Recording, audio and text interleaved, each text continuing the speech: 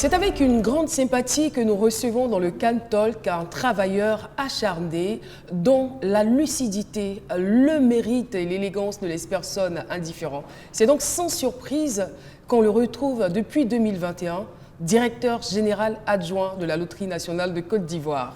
Karim Ouattara est notre invité, bienvenue. Merci. Bienvenue dans C'est à nous de jouer, bienvenue sur le plateau du Can Talk. Merci. Je vous en prie. Alors, le domaine du sport, il n'est pas du tout étranger à vous. Non, pas du tout. Parce que vous avez quand même titillé le basketball, le football, le handball. Le volley également. Le volley également. Ouais.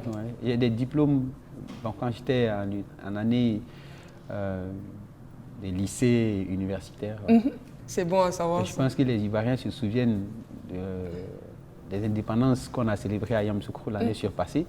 Le match entre les jeunes de la classe politique et le gouvernement. Bon, le buteur des jeunes, c'était moi. Mais bon, sous la menace des aînés, j'ai dû me faire remplacer.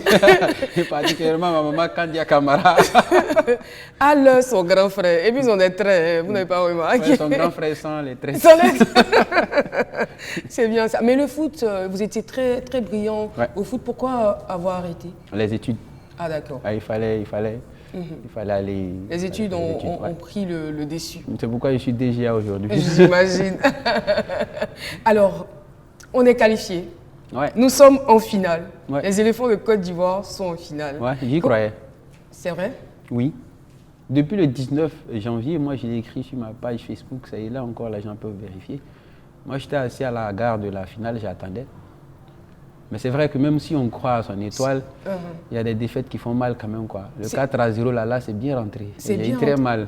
mais je veux dire, avec tout ce qu'on a vécu, comment vous pouviez croire qu'on était capable ou qu'on serait capable d'arriver à ce niveau-là? Vous savez, il y a des moments où il y a une conviction qui vous anime, vous ne pouvez pas l'expliquer. Sixième sens ou non, pas forcément. Personne. Je suis sûr que je ne suis pas le seul. Je vous promets que je ne suis pas le seul. Ce genre de sentiment, souvent, c'est partagé. C'est partagé. Vous verrez que le dernier match du Maroc, à qui j'ai dit merci au passage, les Ivoiriens ne désespéraient pas. Alors, on va revenir au foot. Intéressons-nous maintenant à votre concept, Abidjan Laguna Show. C'est ça. Il est innovant. Comment est-ce qu'il est né?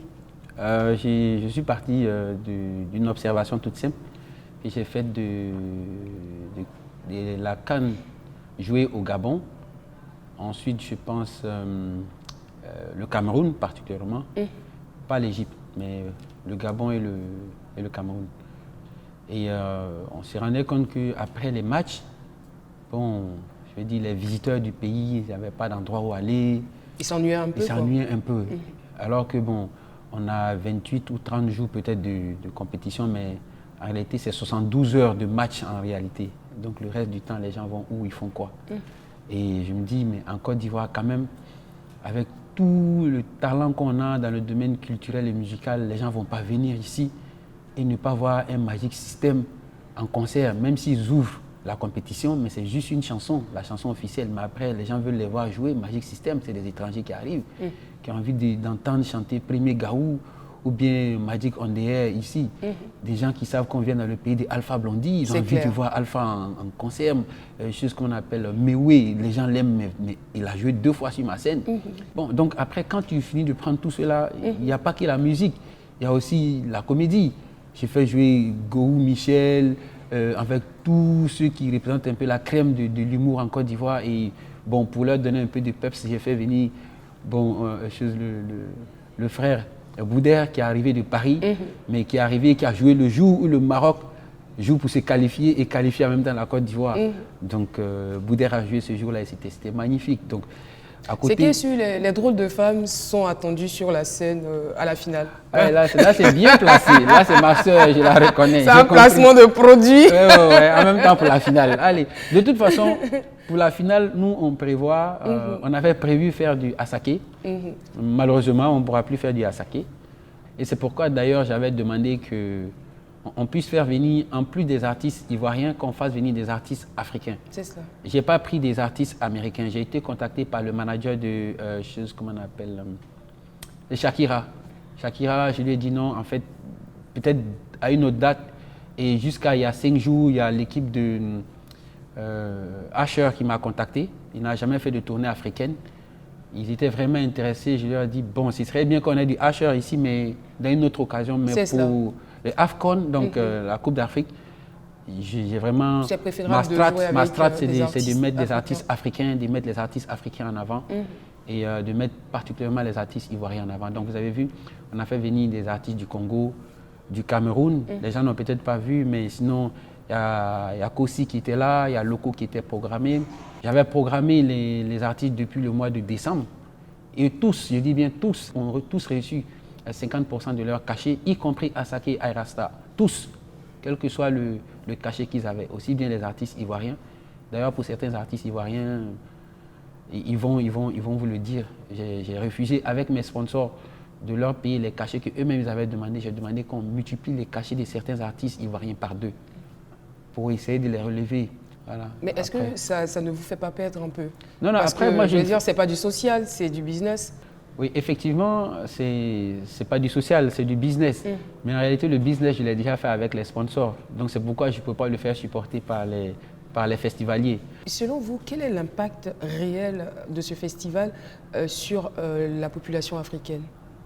Je pense que déjà, le premier impact, c'est dans le milieu même culturel. Le milieu de la musique et de la culture, c'est de montrer qu'en Afrique, on peut aller dans n'importe quel domaine et avec le sérieux faire du propre. Et c'est pourquoi je suis allé pour faire du propre. Et le propre, et même dans le site, vous pouvez le voir pour ceux qui sont allés là-bas, on a mis l'accent sur la propriété. Mais aussi le propre, même dans la discussion avec les artistes, dans la réception des artistes. Parce que quand vous recevez Fally Ipupa, c'est 24 personnes qui prennent un avion. Quand vous recevez Youssou N'Dour, c'est 26 personnes qui quittent Dakar, qui viennent, qu'il faut loger, qu'il faut nourrir, qu'il faut déplacer et qu'il faut faire repartir sans qu'il y ait de couac et qu'ils soient heureux. Ils vous appellent le lendemain, Youssou N'Dour, pour vous dire bravo jeune frère. Pareil pour Tikendia, pareil pour Fally Ipupa qui devait jouer 1 heure de temps et qui fait 3 heures de show alors qu'il a été payé pour 1 heure. Au passage, je lui dis merci beaucoup pour le respect pour les Ivoiriens. Mais franchement, il fallait cela. Et ce message-là, je le donne non seulement aux Ivoiriens, mais aux Africains. Merci beaucoup, Karim Ouattara. Ça a été vraiment un plaisir de vous recevoir sur ce plateau. Et on va prendre donc le sifflet final pour siffler la fin de la rubrique. Mais ce n'est pas encore la fin de l'émission.